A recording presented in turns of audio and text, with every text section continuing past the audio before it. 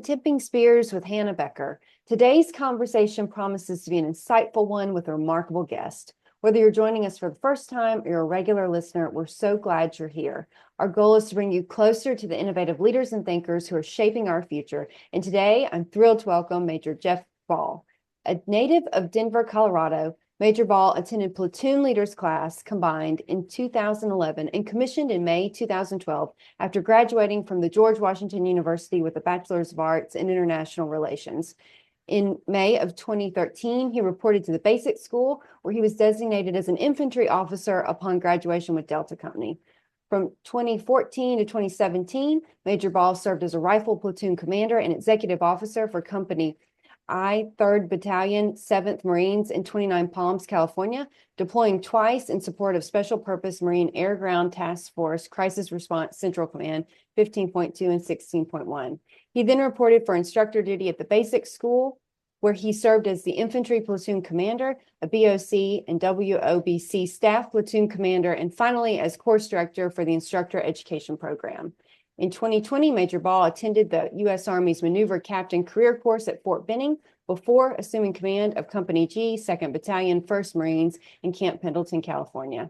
He deployed once more aboard Special Purpose Marine Air Ground Task Force Crisis Response Central Command 21.2 and subsequently was assigned as the Future Operations Officer for the 13th Marine Expeditionary Unit's Western Pacific 23.1 deployment. Major Ball reported to the U.S. Naval Academy as the lead division staff director and leadership instructor in June of 2023. And today we're thrilled to have him on the podcast. So welcome to Tipping Spears, Major Ball. Hannah, thanks so much for having me. Excited to be here today and have a great conversation. So can you start us off by telling us where your story begins? Sure. I think we can skip the awkward middle school and teenage years and get to kind of my first, large failure in life, which was being a failed D3 college baseball player. And started at a place called Occidental College, which is a fabulous school in the suburbs of Los Angeles. And baseball was really my life at that point. And halfway through my junior year, realized that the future of baseball was probably heavily in question with a broken right hand, a new coach who didn't necessarily care for me and I didn't necessarily care for him. And also my academic department, which I think for a while had been, very strong in international relations, was going through a tough spot. And I was just kind of wondering why I should be staying at Occidental outside of some amazing friends, and an overall great education. But did a rather bold thing and dropped out of college, and luckily had some folks who were willing to fund this grand adventure that I was going on, and allowed me to stay in Los Angeles and kind of keep my lease. And I was very fortunate to find unpaid work as an intern for a congressman. And in this office in Los Angeles, in the Hollywood area, I discovered this group of people who were absolutely dedicated to serving others and had been for decades. And so in this break that I had between Occidental and George Washington, I worked in this office, beginning with kind of front office tasks, making copies, the simple things, but then eventually was allowed to take phone calls from constituents and help them work through whatever challenges that they were having at the time. And this was 2009 and the economy was in free fall and there was a lot of people hurting and there was a lot of people looking for help. And I had to take a lot of tough calls, and it was a very jarring, eye-opening experience for someone who had never wanted for anything in their life. I was very fortunate to have the family I did and the means that we had, and for the first time ever realized that wasn't really the case for others, and also realized I was pretty selfish and self-focused at that point. But was very fortunate to meet folks who were quite the opposite. And they showed me the absolute joy in serving others and the blessing that is. And through that, realized that a life of focusing on helping those who could use a hand was probably going to be the path for me. But most importantly, in this office was a Marine, or a retired Marine at this point, or he'd gotten out as a staff sergeant, Fred. And Fred he had one of those stories where it was either going to be jail or the Marines. I believe he was involved or with gangs or gang adjacent in the 70s and 80s in Los Angeles. And, gives the Marines all the credit in the world for kind of saving his life and turning everything around, and just a larger than life figure, very involved with community engagement, but most powerfully involved with anti-gang measures in LA. And he just became an instant role model to me, along with his daughter, Gina, who worked in the office. And one day, Fred just got in his head that I was going to be a Marine officer. And he asked me, have you ever thought about joining the military? And I was like, well, I just read this book, a great one called The Unforgiving Minute by a West Point grad. And I was like, I think I want to be an Army Ranger. And Fred's reaction was very strong and emotional to that. He made it very clear that was not an acceptable response, and that I would be a Marine officer. And then the Great Marine Corps Propaganda Campaign of 2009 began. And for the next several weeks, Fred was relentless in either giving me T-shirts or resources, or having recruiting stations call me while I was at work. And eventually just broke my will. And I was like, all right, enough. I surrender. I'll be a Marine officer. So I think that was a really big moment in my life, and that led to a lot of other opportunities, and how it is I came to have the chance to serve wounded warrior families, Gold Star families, student veterans in the DC area. And between transferring to George Washington, I think in the fall of 2009, to the time I get to the basic school in March or May of 2013, I was primarily working in the nonprofit world, serving those communities, which turned out to just be probably the best education I could possibly have in my development. Well, it's fascinating to hear that you were chosen by the Marine Corps. You were commandeered. They selected you. They saved you from the Army. Yeah, I might have. It's a volunteer force, but I might have been drafted. You might have been drafted. Fred was not going to take no as No, an that was no option. Well, our nation is grateful for his persistence. So it sounds like you've had, some people along your journey that made that kind of put forth the next steps for you to take. Was there, in addition to Fred, was there a particular event or, another person that kind of served as a catalyst for your career as you kind of went on this journey, in the military? I think Fred was the ultimate catalyst for this. And as I mentioned, I got to work with some groups, and I'll call out a few. And Tragedy Assistance Program for Survivors, which was actually based right by my university, which was a great connection. The leaders in that organization, from Bonnie Carroll on down, who were willing to give their time. And that's really intimidating for an aspiring officer candidate to get involved with families, which were in the kind of the heart. We're at a really interesting time in the global war on terror. Of some things Iraq is about to wrap up, but Afghanistan is really gearing up again at this time, and casualties are a very regular thing on the news. And at first, when if you don't personally have a relationship with grief or much experience with it, attempting to penetrate an inner circle like the military or the Gold Star families can be very, very uncomfortable. But that organization, with their welcoming demeanor and manner and just everything amazing about that, allows you to come on in, and they, if you want to come help, then you've got a place on the team. And at first you're like, what do I say? What do I do? You don't want to do anything wrong.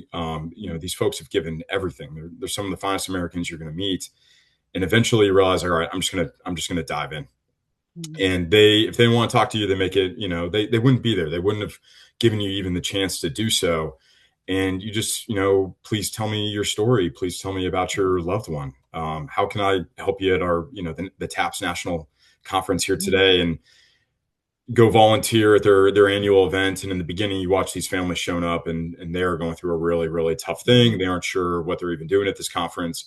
And by the time they leave through a program like that, they just seem to have so much burden taken off their shoulders. Obviously, the pain will always be there, but they've now discovered others who can help them metabolize what it is they're going through, to help them find the language to explain how they feel and be a part of community. And you're watching all of this and you're taking it all in, and it's incredibly humbling and inspiring. And that it's just kind of the slow beginning of joining this inner circle that you very much want to be a part of and serve, and watching just how generous and kind and thoughtful all these military families were. I just couldn't wait to be a part of that. Like, these are the best people I have ever met. And the generosity and just taking an interest in you and how can they help you? And you're like, I mean, how can I help you? Like, I don't want to take anything from you. That was really exceptional. That was really, really something. And I think another person was that my officer selection officer out there, Naval Academy grad himself, Mark Weingram, was a really good coach and mentor as I was having to deal with getting into the Marine Corps. And there was a lot of setbacks with physical waivers and everything that I had to deal with to just get to OCS and then to even commission and get to TBS. And his support during that time and leadership was great. And I think the most important thing he ever said to me was making me realize the ego it takes to say that you want to be an officer. And this is a message I pass on to the midshipmen today at the Naval Academy. And that is, you've got to realize the ego it takes to raise your right hand, do the oath of office, and essentially tell this country that when everything goes to hell, you can follow me as a second lieutenant or an ensign. And that's, you've got to really respect what it is that you're saying, and that for the other young Americans who are under your charge, you can trust me and you can follow me through the most chaotic environment imaginable. And that absolutely takes a little bit of an ego, which means you've got to live up to that. And you also need to control and temper that ego as well. And I think that advice was really, really important to hear early on. And of course, just working from everyone that was from 4-star generals to lance corporals who had gotten out and getting wildly different perspectives across all branches. I was just very fortunate to have that. And I think one other individual I'll share, who's a reconnaissance gunnery sergeant. So he's a platoon sergeant in the Marine Recon. And that's a big deal. And there was a night I was at a vet event, and a bunch of Marine vets were giving me a hard time, calling me a boot and all these things. And I loved it. I loved every second of that mild hazing. And afterwards, it was just me and him outside, and he's on his like 5th cigarette or something, which I also thought was awesome. And he looks at me and he goes, "Hey, all that joking aside, never forget you're the one in charge, and your staff NCO should know that. And if they forget that, it's your job to remind them. And if they can't get on board with that, then it's your job to relieve them. You listen to their advice, you take their advice, you seek their counsel. But at the end of the day, it's your call, and you have to be ready to make that call." And that has always stuck with me as well. So just getting that kind of mentorship every single week for years before I even got to the basic school, I consider myself very lucky for those experiences. Yeah, I know it's fascinating to hear how your journey progressed. One thing that really stuck out to me after we met was you're the only person that I've met who had initial experiences working with Gold Star families and Wounded Warrior families, several of the nonprofits that my own family engaged with after my husband was hurt in the war. And you're the only person that saw that side of war that I know who then raised his hand to serve in the war. And that's something that really stood out to me, because it is what you said, what you mentioned, that these experiences, the aftermath, the war, the realities, the sacrifice, it makes a lot of people very uncomfortable. And one thing we experienced after the war was like, okay, the war had impacts. Most people we knew didn't talk to us again. They just withdrew. It's icky, right? It hurts. It's scary. Bodies don't look the same. Lives aren't the same. Military careers are blown up. I mean, it's this mess. And I really admired, it was just, you're a very accomplished officer. And one thing I really admired about you, it really stuck out, was, wow, he saw all that. And then he said, okay, I'm here for it. I'm going to sign up and serve too. And that is not the reaction that is typical. A lot of people see the aftermath of war and they go as far from it as possible. And so I really applaud you with that. It really stood out to me. And it's very interesting to hear how those experiences shaped your perspective today. Well, we can, I mean, say the same thing about you and your family for what all you have given, and at this point continue to give between teaching at VMI and then also through this podcast and others. I mean, you all have done quite a bit. So thank you for what you're doing for junior leaders in the military and our officer corps. So right back at you with that. No, but war is a messy thing. It sure is. And I think my friends joked, my veteran friends joked that I was like the Benjamin Button of the veteran world. I love that. I went through that and somehow I'd come out with like better knees than how I went in. I don't think that one's going to hold, but it was, it was, yeah, I think I mean, I think a couple of things with that is one is I was in eighth grade when 9/11 happened. And I think for a lot of us, awful day, awful day for everyone cognizant. And I think we all remember exactly where we were. But I think for young people, that is also kind of proven throughout history. It was also the beginning of a potentially great adventure. And you wanted to be a part of it, and you didn't want to miss it, as naive as that is. But I think it's just what young warriors are, and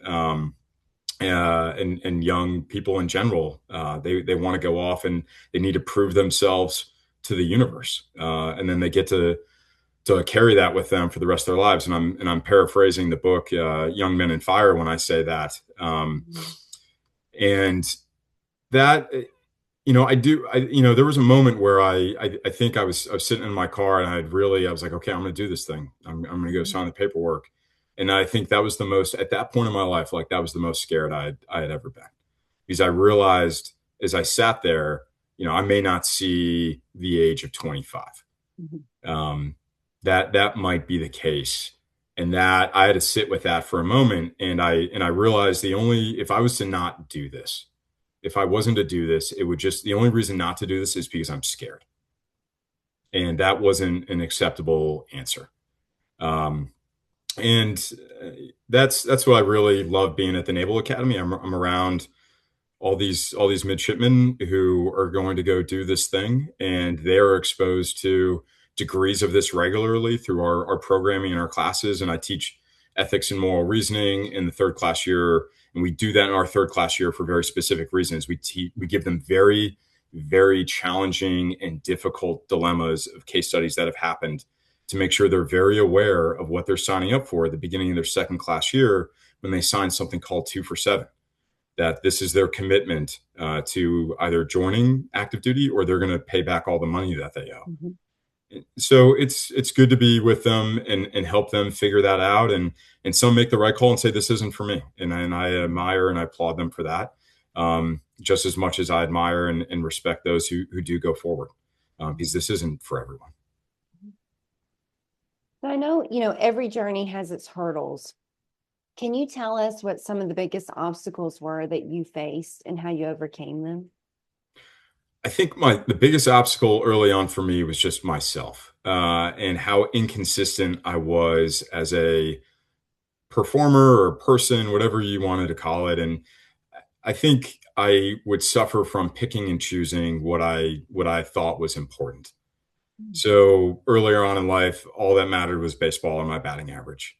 And it was noble to commit myself to training for that 40 hours a week or whatever I was doing, right? Maybe not that much, but a lot. Like there was something very honorable with trying to make it to the pros, even though that was so wildly unrealistic looking back. But I convinced myself that was okay. Like that was a good way to carry myself. And so then when I was working in the nonprofit world, I convinced myself that maybe I'm not working out as much as I should, or doing the prep that I needed to, or focusing on my grades as much as I should, because I'm serving all these other people. And it's very compelling. And obviously the folks that I'm around are very deserving of whatever support we can give them. But I, again, convinced myself like everything else can go on the back burner. And I didn't need to worry so much about my own, like maybe balance or personal habits, because I'm just dedicated to serving. Well, sure enough, the officer candidate school and the basic school roll around, and I probably wasn't in the physical shape that I should have been. And I started off my back foot, and I had to work really hard to combat that, or to come back from that, and be at the level that's expected of a Marine officer. And that's all self-inflicted. And then in between waiting for the basic school infantry officer course, I was injured and I had to go this awaiting training platoon that we had. And I discovered some great friendships there. And there was a lot of great development going on. There was also some really poor leadership in charge of that platoon. And it caused, I think, me and maybe some others to kind of make some excuses and go into survival mode of just do whatever it takes to get through this. And when I get to the fleet, I'll be a better officer. I'll be more disciplined, but cut a lot of corners during that time. And sure enough, when I got to the fleet, no surprise here, you just can't turn on discipline and habits. And you also come quickly to learn that the unit is going to reflect you as the leader.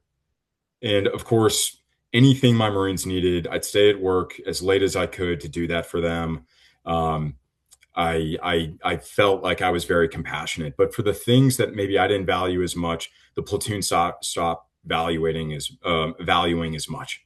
Whether that was uniform standards, rigorous PT, and consistency in the schedule. Like, I like to be on my own program. That's not great coming up early in the Marine Corps. And it was in our platoon, I think it was man rules, like handle your business and we're all good. Well, 5 months into a deployment to Kuwait where you're waiting for a call that never shows or never comes, that doesn't work out well. And we got exposed, or mainly I got exposed as a poor platoon commander on a very, very tough training raid from Kuwait into Jordan on a very long night. And when you get put into a harsh training environment or combat environment for that matter, you're going to be exposed for all your weaknesses. And we got exposed for everything from failure in pre-combat checks. I think we were missing the SATCOM antenna. Our timing was off on our radios. Marines were mentally quitting almost immediately because the packs were so heavy. And it was utterly embarrassing. But what mattered the most was I realized if that was a real mission, I probably would have gotten my Marines hurt or killed. And that felt awful. That felt terrible. And that really drove me as I became an executive officer for that company. I'd been spared. I think my CO had the grounds to relieve me at that point, and I got spared. And luckily, I fell in under another great CO. I had two phenomenal company commanders to begin with, and first sergeants for that matter. And the ones that I had when I was an XO, for the first sergeant, now Sergeant Major Reynolds, and then Captain Nick Morales, like, they understood discipline very well, the importance of it, how to explain it, and how to make that a foundation of a unit. And it was just something that found me at the right vulnerable moment. And I realized you can't be successful in this business without that. So that was huge. I had to really fix my habits and my perspective. Still a little too self-oriented. I need to be other-oriented in the right ways. But that was a big challenge I have. And something I see with midshipmen or junior lieutenants is they'll overvalue something because what they don't want to spend time on is uncomfortable or unenjoyable for them. And if you don't like long distance running, like I was a baseball player, like after 90 feet, I'm good. Like I really feel good at that point, maybe 180. You've got to learn to like long distance running or whatever it is that it takes. Right. And that's what I try to pass on to midshipmen is you've got to be good physically, mentally, and morally. And you don't have to be fantastic in one area. You just need to be consistent in all of the components.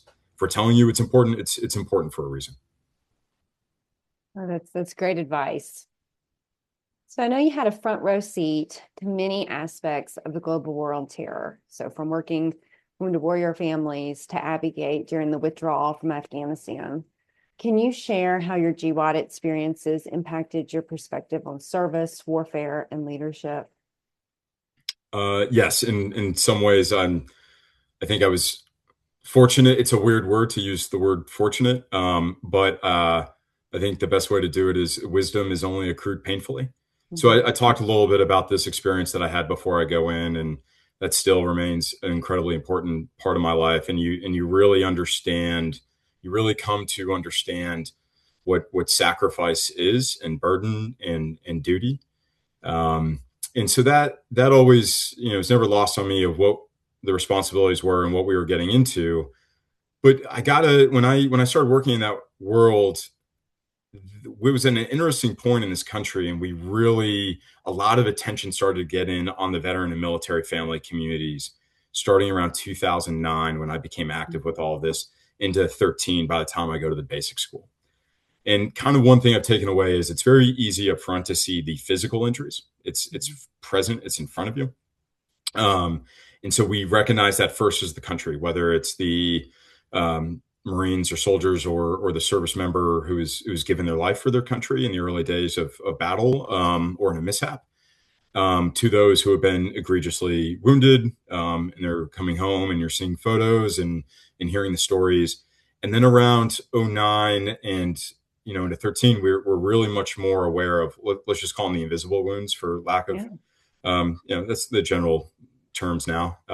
So primarily on the effects of post-traumatic stress, and we're starting to become aware of traumatic brain injury. And it still surprises me to this day, if I say TBI, how many Americans, to include some service members or those working in the DoD, don't quite understand what that means. Like, for everything we've seen from the NFL and CET to what we've discovered, or CTE, it's still surprising how that confuses some folks. And PTS is a loaded word that means a lot of things to a lot of people. So we'll use that very broadly. But that is, I got to see about how we were not managing that transition well. And when I came on in, one of my goals was to make sure that we were sending back Marines much better than they had when they arrived to us. And that is a tougher goal than what I appreciated at the time. And I think one story I'll share from there is like, all right, I'd done all the student veteran transition working at George Washington. That was really something I worked hard on when I was at AmeriCorps. And I was like, all my Marines are going to Harvard. Like, we're all going to go get these great degrees and they're going to crush it. And one day they'll hire me. And like, that's where we're going. And I'm doing these one-on-one counselings with my Marines. And I've got all these questions for them and all these templates and writing assignments. Like, we're going to get you ready for this. And I think after the third meeting, my platoon sergeant who's in the meetings with me is holding a clipboard over his face, trying to cover up his laughing, as I am 15 times more invested in this than than the majority of my Marines. And he's watching me get flustered. And I look at one of my Marines and I realize that the note-taking gear he brought in as Marine, you always got to have your note-taking gear on. The notes he'd used was the actual schedule for that day for the entire platoon. He had ripped it off the wall and just flipped it over and was taking his notes on the back of that. And I kicked him out. My platoon sergeant was like, "Sir, the gap between your expectations and reality is the size of CENTCOM itself." And he's like, "We got to meet these Marines where they're at, and let's just make sure that wherever they want to go, like, they're ready to go." So I had some really high expectations from that. And what it made me realize was that, kind of back to what I said earlier of where you only have so much time as a platoon commander to train your Marines, and it's not enough. It's never enough. You kind of got to accept that it's not necessarily your number one job to get them ready for what's next. Help them, point them to resources, but there's a reason we have an agreement between the VA, the DoD, and the Department of Labor. There are other people whose primary job is to get them ready. So do what you can, but never lose sight of the main thing, which is to prepare them for the most unimaginable chaos possible, at least in the Marine Corps infantry. That's got to be your goal. And so, came to accept that one way or the other, and reshift on some things. So by the time I'm a company commander, my focus is, yes, we're going to make some time for personal investment, professional investment on the individual level. Absolutely. That's important. But my number one task is to prepare them for something that's in this company, for something that's very, very tough. And so by the time I did my third deployment on the SPMAGTF, which twice before was a sit around and wait exercise and be ready. And that's very, very, very hard to do in the Kuwaiti desert. I had a better understanding of what was going to be needed this third go around. And at this point, our deployment was actually canceled before we even took off. And in our final training exercise, right before we took off for like a week in the field, gets announced that we're not going to the Middle East. And I'm staring at all these Marines and telling them that this is changing. We're going back to Okinawa, which they did not want to do. And I'm telling young Marines who changed their lives to go extend on this deployment, transfer units to get to this deployment because they wanted the Middle East experience and they hadn't had it yet. So there was a leadership challenge there in itself. The deployment eventually gets turned back on, but that gives you a sense of CENTCOM is in this weird transition period where we're trying to scale down, especially for the Marine Corps, but we're also watching with the drawdown in Afghanistan. We're about to conclude this. And as we're getting out the door in February, March, April of 2020, this is when the Biden administration makes the decision that we're going to go to zero, and we're going to do that in early September. And sitting there, the first two deployments, you're waiting. You're like, I want to get called. I want to get called. I want to get called. Like, I hope we get called. If I don't get called, then like, what was this all for? I mean, just a very immature young warrior mindset, but a very normal one. And I think for the first time, I was like, you know what? I'm good not getting that call. Like, I don't know if this is the call I want to go be the last unit in Afghanistan, where this is clearly going to be an ugly situation. And because we got a warning order around that time, like we knew that at any point we might get called forward. I think initially we were looking at the potential embassy reinforcement.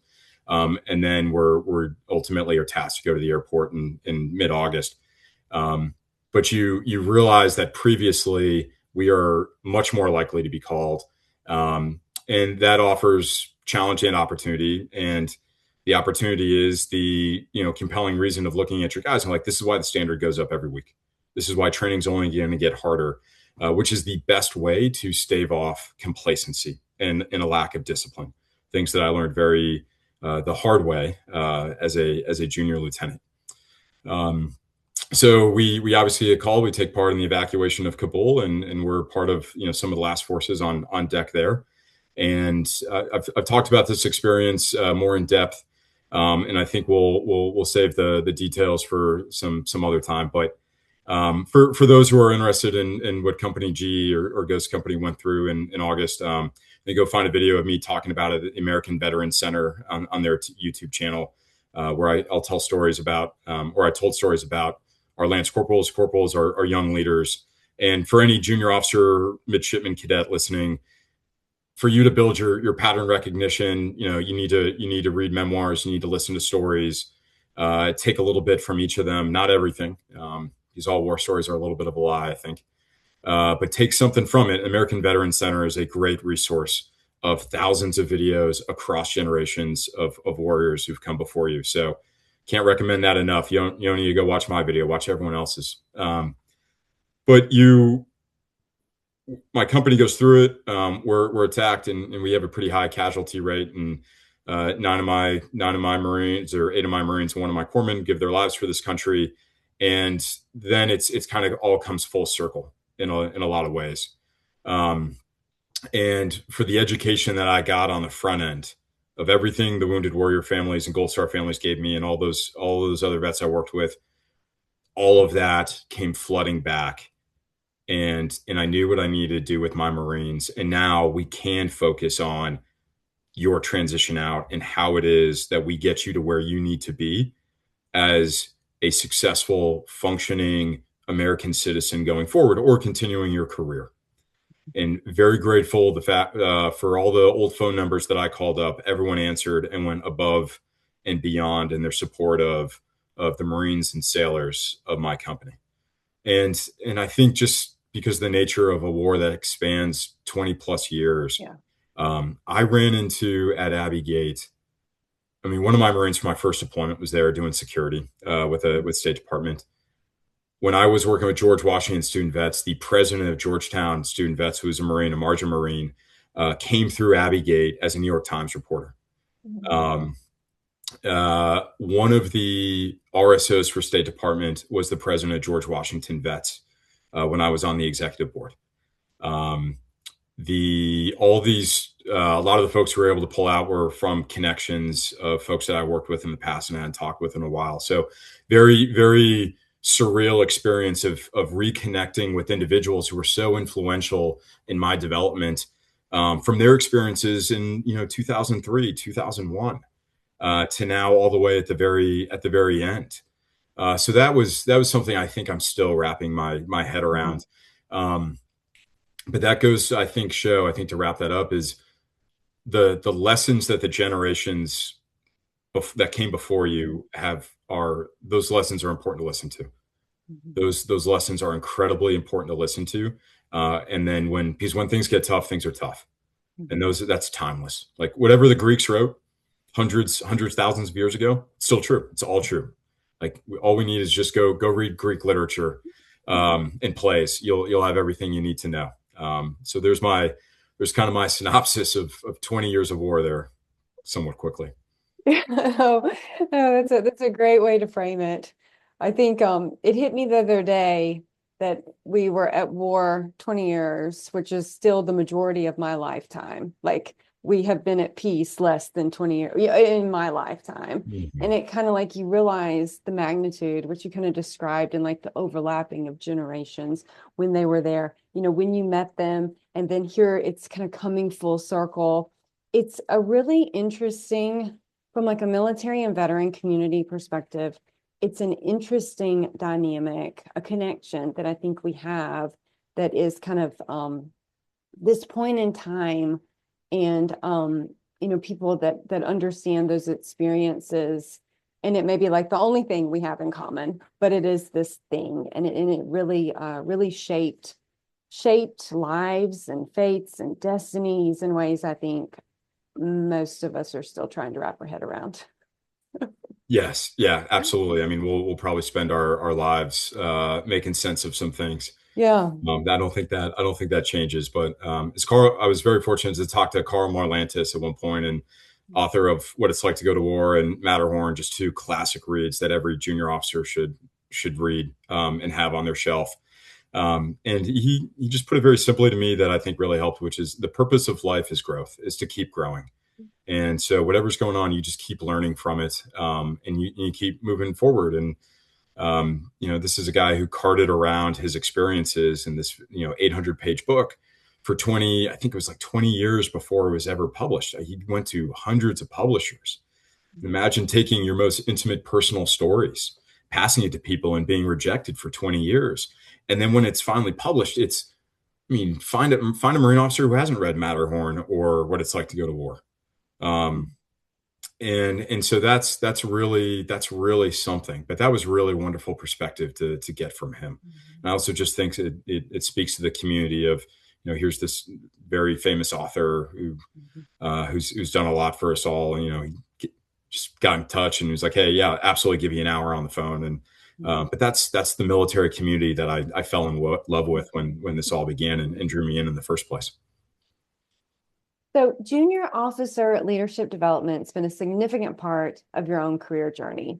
Now, in 2020, you founded the Connecting File, a platform for the Marine Corps infantry, light armored reconnaissance, and reconnaissance communities to share best practices on tactics, leadership, and training. Can you tell us a little bit about, what prompted you to start the Connecting File and kind of how y'all have grown over the past few years? Yeah, absolutely. So COVID hit in March of 2020 while I was at school with the Army. And I'm living with one of my best friends, co-founder Zach Schwartz, still active duty here in the Marine Corps. And we're down in this apartment in Georgia. Our wives are back up in Virginia and Maryland. And you're locked in. So I think your options are you learn to bake sourdough, or you start a newsletter that you hope some people are going to read. And I was reading a book for this thesis I had to write for the course, and Ian Brown's A New Conception of War, about how the Marine Corps found maneuver warfare and the teachings of John Boyd. First off, if you're a Marine, stop whatever you're reading and you read this first. I think it's the most important book written about Marines in the last several decades. And it is critical for understanding maneuver warfare theory and how the Marine Corps evolved post-Vietnam to really, where it is up into the start of force design, and the impact that changes still have today. And as I'm reading the book, he's going to John Boyd about his fighter tactics newsletter. So John Boyd's a captain in the Air Force. There's really no one better than him, not only as a fighter but as a professional. Though he could be very unprofessional at times. When it came to the profession of arms, he was right there, but probably could have treated some people better along the way. And he's got this circulatory back in the 60s or 70s or whenever that was, and they're passing it around, they're circulating it amongst his peers about, hey, did this week, learn this thing, you guys should think about this. And I'm thinking about, like, why do we not have that in 2020 with our means of communication and at the company grade level. And at that point in my career, and maybe this might have been some immaturity and some professionalism that still needed to develop, but I couldn't recall an after action, a fresh after action that I had read that had really, I was like, oh, this is great. Like this was really useful. This was written for me as a platoon commander at that level that was going to make an impact. A lot of it was very high up. A lot of it had to do with, well, we need to invest in this. If you've ever read a Marine Corps AAR, it just wants to make it, most of the time your eyes start bleeding by the end of it. It's just not digestible for more junior leaders. And it's not written usually for junior leaders. And that's fine. Like we need growth and learning to feed the institution so we can get what we need. That has to happen. But was very frustrated that we were speaking more up than we were speaking down or side to side, and walked into Zach's room and I was like, hey man, like I got this crazy idea. What do you think? And of course you got to get out a whiteboard and you got to draw all over that, circle some things, cross some stuff out. And we're like, all right, well, let's give this a shot. And we were never certain that it would get past one newsletter, which was this really janky PDF that we put together with really poor comma usage. But we were very lucky in our first episode that the first article was from a Marine Corps legend named Colonel Mike Wiley. And there are very few who've thought more about professional military education in the modern era than Colonel Mike Wiley, who was good friends with John Boyd, and was influential in changing the Marine Corps alongside General Gray. And we got him to write an article about what it was like assuming company command of a company in combat in Vietnam. And only Mike Wiley could write an article that was so, is the mix of poetry and tangible lessons learned and draws you in. And that's what we're looking for. Narratives like that, but then, with some tangible lessons in there you could take away. But additionally, two other company commanders wrote for us. Both of them go on to win the Left Witch, which is the Company Commander of the Year award in the Marine Corps. One, how they were dealing with COVID, how they were figuring out some tough training problems. And we sent it out and we got some great feedback.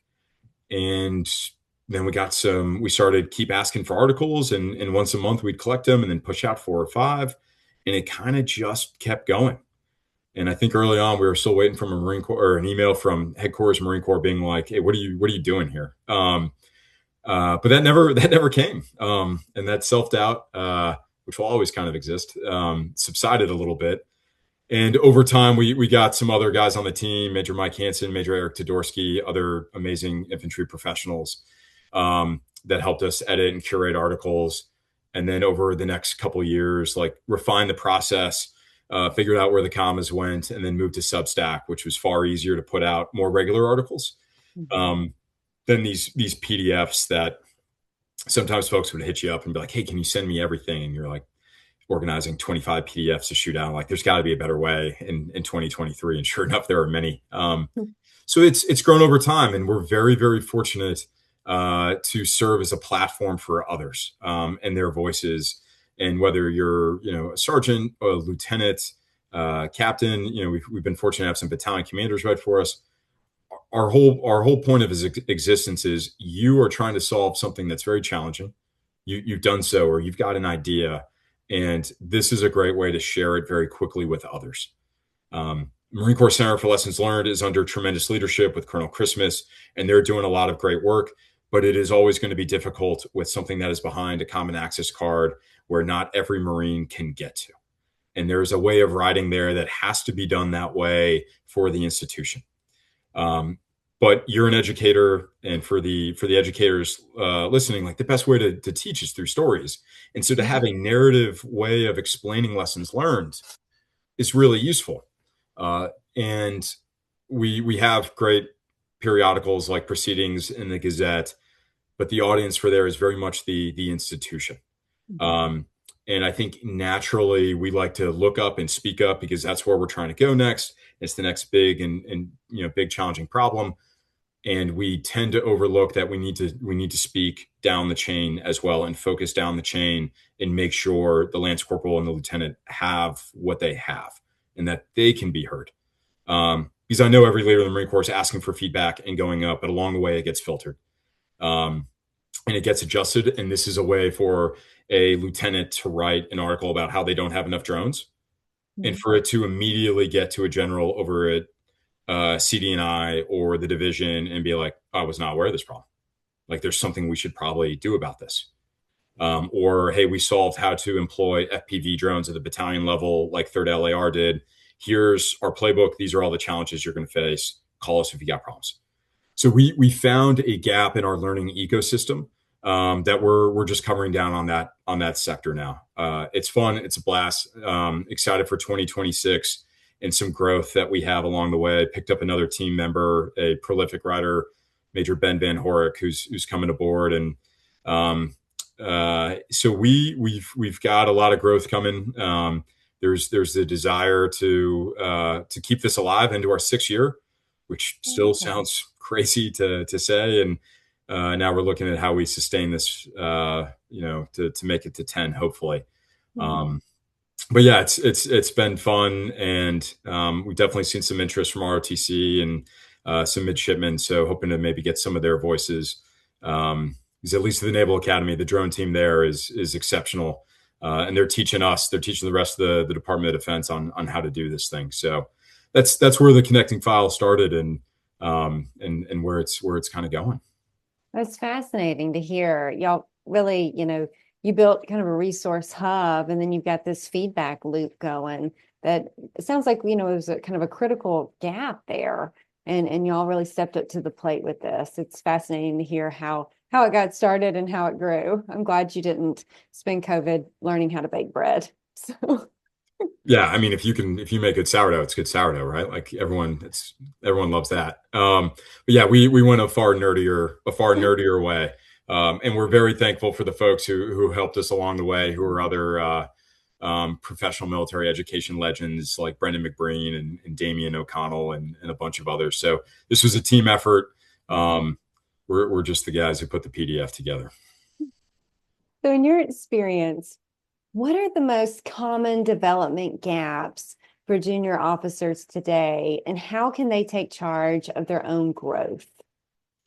So I think for junior officers today, they face a challenge that a lot of us face, and is the distraction of our phones. We just this week for the connecting file, we published an article about the challenges of dopamine and how that just drives our distraction. And that, I think, that's for all of us. But for this generation who kind of grew up on screens, they have an uphill battle on attention span. And I think I don't say this like, hey, it's the young generation. I hate it when we're like, hey, the new generation's got all these problems. We all have issues, but at the end of the day, I saw very young Marines do amazing things. We're gonna be just fine. So the concern that I see at the Naval Academy is the minority of midshipmen I work with don't like to, or only a minority that I work with or minority that I work with like to read books and can read a whole book.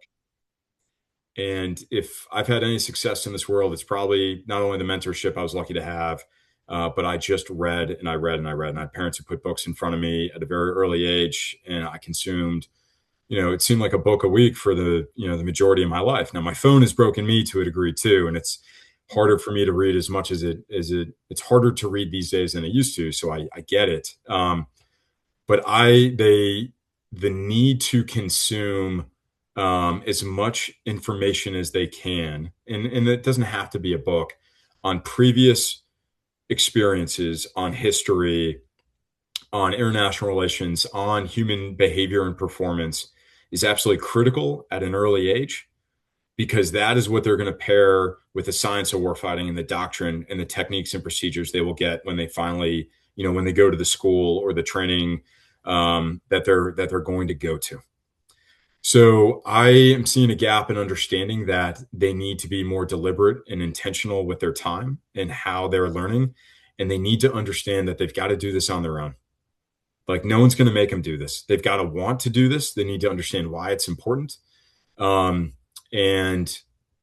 that has been more of a challenge than it is still surprising to me in class when I just realized that my midshipmen are not reading as much as I Mhm. thought they would, or they know nothing about World War II, or they, when I ask them, hey, so it's March 2003, what's about to happen?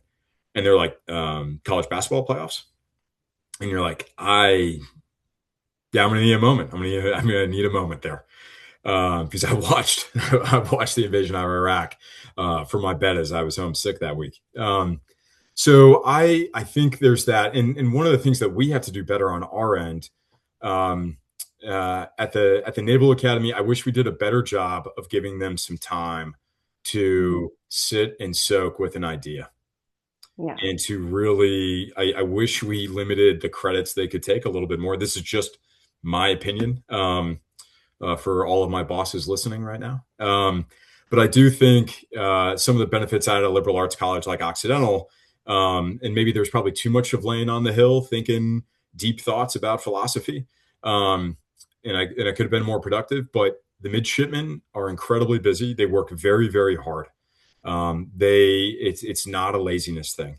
It's Mhm. just that they have so many requirements. So many of them are challenging.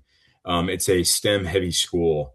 And as a result, I wish there was a little stronger liberal arts emphasis on that, that then also translated to places like the basic school, where I taught previously, and we could give them a little bit more time. But time is always is the resource you need the most and you have the least of. So there's always a trade-off. What are we not going to teach them as a result of giving them maybe some time back for some structured reflection or reading? And that I can't sit here and say I have an answer for. So all I can do is identify problems without a solution, which makes me a bad officer. But that I think is something we could spend some more time with, on junior officer education.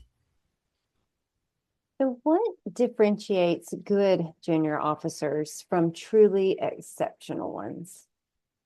I think the best that I'm around here at Naval Academy and what I saw at the basic school is they were the opposite of Second Lieutenant Ball, and they were disciplined and they were consistent, and they prioritized appropriately, not what they wanted to do, but what they needed to do. So it begins with that. Like they have a deliberate workout plan. Mhm. They focus on their academics. They do well across the board, and they continuously seek more challenging leadership opportunities. So that's very much in the ROTC, midshipman world. I think on the second lieutenant, first lieutenant, even the captain world, as I said earlier, you have to own your own education. And if you think showing up to work and getting the job done is enough, well, it's not. And this is where I think you also need to take it upon yourself to get back to the profession of arms. And that's where I'd always, whether you write for the connecting file or whoever, like you should find a way to be giving back. That is beyond the scope of your duties. This isn't a job; it's a calling. Mhm. And when you leave TBS, you should feel two ways. One, you should feel incredibly inspired about the journey you're about to go on and the challenge you're about to have, and you should be excited.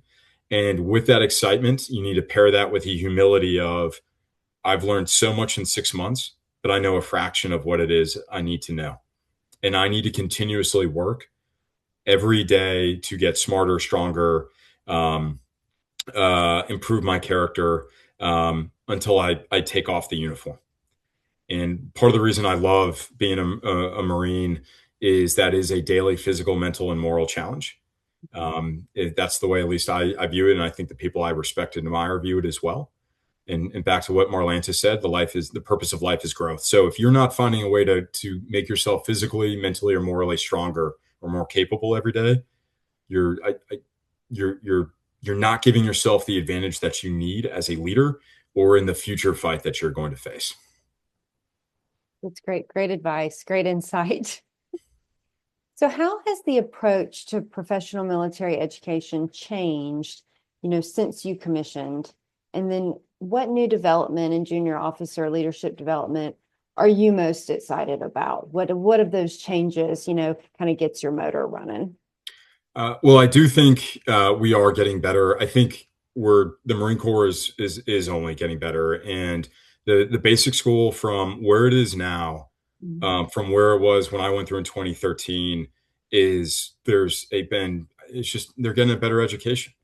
The instructors there today are doing it better than the group of us that were there from 2017 to 2020. So like there's something special about TBS. And I'm just very impressed with the next generation that picks up the torch and they move forward. So overall, I do think there's a really strong level of growth. And I think part of that has to do with the leaps and bounds that we've made in the study of cognition and human performance over the past 20 years that are being absorbed into our curriculum. And there's a great book that just came out that I can't recommend enough by Nick Wright, who's going to come lecture in the Human Factors of Combat course here at the Naval Academy soon, called Warhead: How the War Shapes the Brain and How our Brains Shape War. And that's a book that I wish that I had at the start of my career. So that kind of understanding that is out there, and our continued deeper understanding of decision making, where I think so much begins, is really beneficial for us all. As much as I bemoan our phones and all the distractions that come with that, it is still another way to reach more individuals with educational sources if done correctly and professionally. Like if that means, if my Marines are going to learn via video more than reading, okay, I need to accept that. And there's a way I can get to the same end state by different means. So that there's the advances in technology are better. I do think AI, when used responsibly, is going to be incredibly helpful. My advice for junior officers: you need to go through the pain of learning, as Mortimer Adler calls it. You need to struggle with stuff. You need to sit down and read and take it all in and think and reflect and write. And after a time, you will understand how to use AI in a way that enhances your decision making rather than replaces your decision making. And I do think we're going to see an increasing number of tools that come in that assist with not only education, but also our tactical decision making in the months and years to come. That's on us to figure out the best way to employ those and teach our up and coming Marines and leaders how to use them appropriately. Well, I love how you framed, kind of the concept of distraction. I feel like when I was in college, like 20 years ago, there were a lot less distractions, right? I didn't have a cell phone. I mean, social media was like a new thing, which I refused to get engaged in. It was just like ultimate frisbee was the one-to-one distraction. And one thing I've noticed with myself in terms of continuing education is the level of discipline that it takes to navigate a world where, a technology filled world. So there's awesome resources, like the connecting file. This is available to me at my fingertips. Am I going to spend time consuming content from there, or am I going to, scroll on Instagram? And the amount of discipline, I wish I could say that, at this point in my career, I'm a super disciplined person, and that every day it's so easy for me to get up at 5, work out, read what I need to read. But, in reality, it's every day. The discipline is a challenge. The distraction level is so much more than what I remember 20 years ago. Yeah, it's absolutely, it's very tough. And when we started on Substack, one of the things that was really nice about it, it was like a very clean, simple platform. Yeah. And there wasn't a feed. It was just that you had you could search for different writers. It felt like a very writer-centric platform. And it is unfortunately going the way of every other social media app, with this continuous scroll feed, notifications, other ways to engage, increase in video, which is good. Like, we use video ourselves, but that is even taking away a little bit from what we're doing. And maybe down the road, we'll have to adjust our approach. But yeah, of all of the tabs that I have open on my screen at any point, of all the links you can pull from a War on the Rocks article or wherever it is that you're looking that day, yeah, it's tough, and it's awesome because you can take in so much. But that I think is where you need to have a very clear sense of what is it exactly that I'm looking for, I need to take a moment to find what I think is going to be the best resource for that, and then shove everything else aside. And that's where I do think AI can be helpful if you take the disciplined approach that you're talking about. But if you don't sit with some solitude and some silence and really think through, okay, I need to solve this problem. I need to get at this. Here's the approach I'm going to take. And by taking that approach, you can risk manage, if you will, and shove aside the distractions to get at what it is that you want and come up with a plan. The question is, will you be that intentional, that deliberate, and that disciplined in your approach? Yeah, it was great perspective. So are there any books, organizations, programs, resources that were particularly influential in your own growth as a leader? So I think one I like to highlight that a lot of midshipman programs already do, but others could take advantage of, as well as battalions in the Marine Corps, and really this is across all services. Damien O'Connell it was a huge influence on me as a young officer when he was working at the basic school in Marine Corps University, developing case studies. And it's hard to find someone more well-versed in professional military education than him. And he's got his own firm, his own practice that goes and can create tailor-made PME programs for units at any rank, at any level. There's really no one that does that better. And I believe his firm's called DAO Consulting. And so like that, having someone like that early on as I'm waiting to go to infantry officer course, showing me, and this is where I link up with my co-founder, Zach, as we're waiting to go. And like Damien's coaching us through how it is that we develop our minds. And he's gone on to mentor hundreds, if not thousands, of enlisted and officer or commissioned service members on how to do this and give them the tools for them to then develop PME for their own teams. That's really the highest value that he brings. It teaches you how to fish in this world. So I think he also runs a website called The Maneuverist, which has some fantastic military writing. He's got an excellent podcast called Controversy and Clarity, where he really gets at the lessons learned that are tangible and practical. So I think that is an incredible resource. And then there's a retired Marine officer, Brendan McBrain, who I don't think I've ever met someone who loves fire and maneuver at the squad or platoon level more than this retired colonel. And his 2nd Battalion, 5th Marines website is, again, I would call it service agnostic. You can pull so much on leadership, and he continues to update it with really cutting edge stuff on whether it's camouflage concealment or force protection, how it is that we need to fight in the modern era, the best way to develop combat orders. It is such a treasure trove of resources. When you first open it up, you're like, oh my gosh, everything is in here across decades of his work. So one, very grateful for both of their mentorship, but those are really great resources for everybody. But if I was to give it to maybe a couple books, What It's Like to Go to War by Karl Marlantes is a must read. Achilles in Vietnam, I read in probably 2011. And that served me better than just about anything else as I led my Marines through the withdrawal from Kabul and everything that came afterwards. Those two books. I was in a talk given by General McChrystal a couple of years ago, and asked him, "Hey, what's the advice you would give Second Lieutenant McChrystal?" And it was fantastic. And he was like, Second Lieutenant McChrystal believed that he had to read every doctrinal pub on every weapon system and focus in on machine gun and mortar employment. And he never wanted to make a mistake tactically. And that's where he spent all of his time thinking and practicing and focusing. And eventually, that young leader comes to realize that it's philosophy that holds the unit together. And so there's quite a bit of philosophy in Achilles in Vietnam, or the follow-up Odysseus in America, as the title suggests, as well as Marlantes, What It's Like to Go to War. And that's why I made the comment earlier about the Greeks.